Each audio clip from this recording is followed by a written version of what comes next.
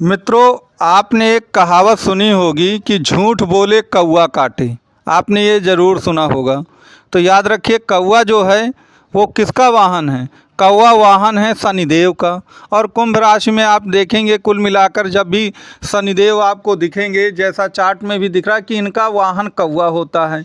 तो झूठ बोले कौवा काटे का मतलब यही है कि अगर आप मकर या कुंभ राशि के हैं और अगर आप झूठ बोलेंगे तो कौवा उनका वाहन है, जो कि आपको झूठ की सज़ा ज़रूर मिलनी है।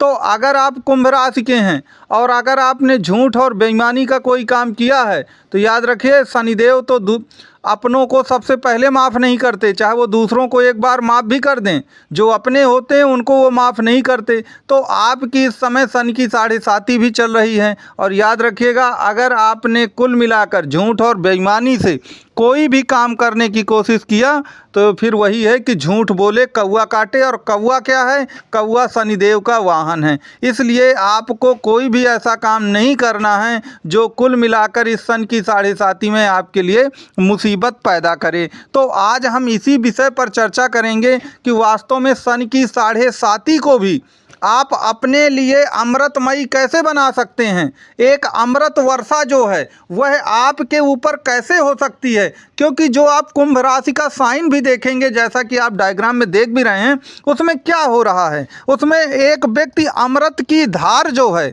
वो एक प्रकार से प्रवाहित कर रहा है। तो आप भी इस अमृत वर्षा के हकदार हो सकते हैं। और सन की जो 7.5 है वो आपको 7.5 गुना से भी ज़्यादा जो कुछ भी आपने खोया है, धन वैभव संपत्ति, उन सब की आपको प्राप्ति होगी। तो मित्रों, आपको इसके लिए क्या करना होगा? आपको इसके लिए पूरा ये वीडियो देखना होगा। वीडियो आप देखेंगे आपको बिल्कुल पता चल जाएगा कि यह कुल मिलाकर के कैसे होगा। मित्रों, जैसा कि आपको मालूम होगा कि शनिदेव जो हैं उन्होंने जीवन में गरीबी बहुत झेली और आप जानते हैं कि सारा जीवन उन्होंने गरीबी और अभाव में ही जिया है ज़्यादातर। बाद में जाकर के वो राजा बने हैं। तो गरीबी और अभाव का जो जीवन है शनिदेव के, आप ये मान कर चलिए कि गरीब और अभाव में रहने वाले व्यक्ति का दिल बहुत बड़ा होता है। वो गरीबी अभाव में रह कर के आप अपने लिए थोड़ा कंजूस हो सकता है, लेकिन याद रखिए गरीबों का दिल बहुत बड़ा होता है। और जब वो देने पे आते हैं ना, तो अपना सब कुछ दे देते हैं। तो वही चीज़ सन के लिए भी है कि भले ही उन्होंने सन की 7.5 में आपका बहुत कुछ छीन रखा है, लेकिन एक चीज़ याद रखिएगा, वह आपको बहुत कुछ दे करके भी जाएंगे अगर आपने सन की असली जो थीम है, कॉन्सेप्ट है, उसको पकड़ लिया। पहली थीम मैं आपको बता ही चुका हूँ कि झूठ बोले कौवा काटे, अर्थात आपको झूठ, बेईमानी, दगाबाजी से, 2 नंबरी काम से किसी भी तरह का ना मतलब रखना है, ना उस तरह के काम करना है। अगर सन की 7.5 के दौरान आपने ऐसा किया तो याद रखिए फिर आप बहुत बड़ी मुसीबत में फंस सकते हैं और शायद आपको इस मुसीबत से कोई बचा भी नहीं पाएगा। दूसरा नंबर, यहाँ पर एक चीज़ याद रखिए, बहुत लोगों को लगता है कि यार चलता है रहता है, कौन हमको देखता है, कौन देखेगा, हैं, हमें तो बच निकलना है। ऐसी थिंकिंग आप लोग मत रखिए। क्यों ना रखिए, मैं आपको बताता हूँ। देखिए, शनि जो है आप देखें तो सूर्य से बहुत ज़्यादा दूरी पे, डिस्टेंस पर वो स्थित हैं शनिदेव। तो याद रखिए, सबसे दूरी पे हैं तो सबसे ज़्यादा दूर की दृष्टि भी है उनके पास। आप ये मत सोचिएगा कि आप उनकी दृष्टि से, और अगर गलत काम करेंगे तो उनके दृष्टि से आप बच के निकल जाएंगे। बच के कोई नहीं निकलता उनकी दृष्टि से। और आपने तो देखा है ना, उनकी जो ज्योतिष में जो दृष्टि बताई गई हो, 3, 30, 7 और 10 बताई गई है। और आपको मालूम है कि 10वीं दृष्टि किसी भी ग्रह की नहीं होती, तो उनकी दृष्टि भी बहुत दूर की है। तो आप कभी ये मन में मत सोचिएगा कि मैं बच निकलूँगा, मैं कर लूँगा, इस तरह सब तो करते हैं। आपकी सन की 7.5 चलती, आप अगर करेंगे ना तो याद रखिए मुसीबत आपके लिए बिल्कुल खड़ी है सामने। तो आपको ऐसा बिल्कुल भी नहीं करना है। देखिए, सन की 7.5 में पिछले कुछ वर्षों में क्या हुआ है, आपने अपनी जितनी गाढ़ी कमाई थी वो कमाई को खो दिया। अपनों ने ही आपसे दगा किया। आप कोर्ट कचहरी के चक्कर में फंसते चले गए। जिसको आपने पैसा दिया, पैसा वहीं फंस के रह गया। ठीक है, पत्नी या बच्चों से विवाद हो गया, इन सब मुसीबतों में आप घिरे रहे हैं। तो याद रखिए, इन सब मुसीबतों से उबरने का यही एक तरीका है कि शनि ने जो हमको राह दिखाई है, अगर हम उस राह पर चलते रहेंगे तो पहली राह तो मैंने ये बताई कि आपको हर काम ऑनेस्टी से करना है, वो भी खास तौर पर सन की 7.5 के समय। जब तक आपकी सन की 7.5 चल रही है, आपको अपनी ऑनेस्टी को नहीं छोड़ना है, ईमानदारी को।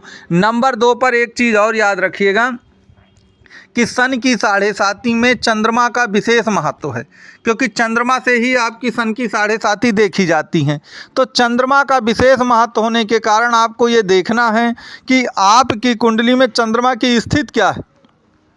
क्या कहीं चंद्रमा शनि और राहु के साथ तो नहीं बैठा है, या चंद्रमा में ग्रहण दोष तो नहीं लग रहा है, या चंद्रमा आपका 6, 8, 12 भाव में तो नहीं बैठा है, या चंद्रमा आपका कहीं नीच का तो नहीं होगा, चूँकि वो कुंभ राशि है आपकी।